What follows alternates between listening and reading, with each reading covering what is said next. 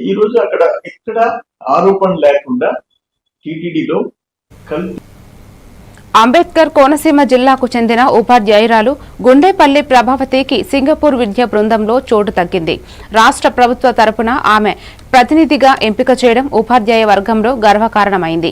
విద్యార్థుల మానసిక అభివృద్ధి, సాంకేతిక బోధన పద్ధతులపై సింగపూర్లో ఆమె అధ్యయనం చేయనున్నారు. నూతన తరగతి గదుల నిర్వహణ, డిజిటల్ లెర్నింగ్ పై అంతర్జాతీయ అనుభవం రాష్ట్ర విద్య ప్రమాణాల పెంపుకు ఉపయోగపడుతుందని పేర్కొన్నారు. ఈ అవకాశం తన కృషికి గుర్తింపై ప్రభావతి అభినందనతో తెలిపారు. ముఖ్యమంత్రి చంద్రబాబు, మంత్రి లోకేష్ ప్రోత్సాహానికి ఆమె కృతజ్ఞతలు తెలిపారు.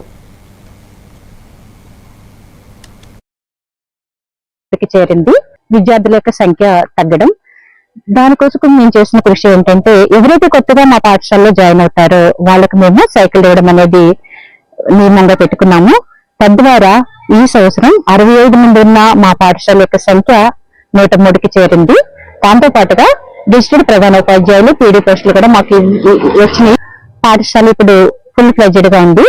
ఇక మేము చేస్తున్న కొన్ని పనులు, నేను 7వ తరగతి పాఠ్యపుస్తక రచయిత్రిగా ఉన్నాను. దానిలో భాగంగా డాక్టర్ బిఆర్ అంబేద్కర్ కోనసీమ జిల్లాకు సంబంధించి చావలి బంగారమ్మ గారి యొక్క కవితలను 7వ తరగతి పాఠ్యపుస్తకంలో చేర్చడం జరిగింది. దాంతో పాటుగా అపర అన్నపూర్ణిగా ఖ్యాతి పొందిన డాక్టర్ సీతమ్మ గారి యొక్క చరిత్రను కూడా పాఠ్యపుస్తకంలో చేర్చాను. ఇక పర్యావరణ స్పృహతో, నేను ఏపీఎన్జీసీ స్టేట్ మానిటరింగ్ ఆఫీసర్ గా ఉన్నాను కాబట్టి పర్యావరణ స్పృహతో ప్లాస్టిక్ భూతం అనే పాఠాన్ని కూడా అక్కడ పెట్టడం అనేది జరిగింది. ఇక కరోనా సమయంలో జూమ్ క్లాసులు నిర్వహించడం అనేది నేను మా పాఠశాల నుంచే ప్రారంభించాము. రాష్ట్ర వ్యాప్తంగా మంచి స్పందన మాకు లభించింది. బయటకు రావాలంటే శత్రువులతో కూడా ఒక్కొక్కసారి మనం స్నేహం చేయాల్సిన పరిస్థితి వస్తుంది. ముఖ్యంగా మా పాఠశాలలో 2023లో హెచ్ఎం గారి పోస్టు పోయింది. దానికి కారణం విద్యార్థుల యొక్క సంఖ్య తగ్గడం.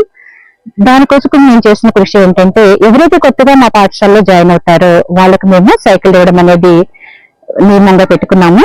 తద్వారా ఈ సంవత్సరం 65 మంది ఉన్న మా పాఠశాల యొక్క సంఖ్య